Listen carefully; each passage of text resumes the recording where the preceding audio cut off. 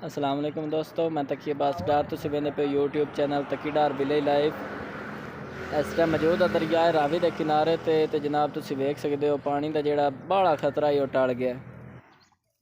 दरियाए रावी के किनारे ते वसन वालियां नूं ये खुशखबरी है कि उन्हां दे ते जिहड़ा पानी दे रेले का खतरा है वो टल गया है। पानी हुण काफ़ी हद तक दरिया दे विच तुसीं वेख सकते हो थल्ले हो गया ते मज़ीद इस दे विच रेले का कोई इम्कान नहीं। अगर साडी वीडियो बेहतरीन लगे तो साडा चैनल सबसक्राइब कर लो ताकि आने वाली हर लेटेस्ट वीडियो थाडे तक बार बार पहुँचती रहे।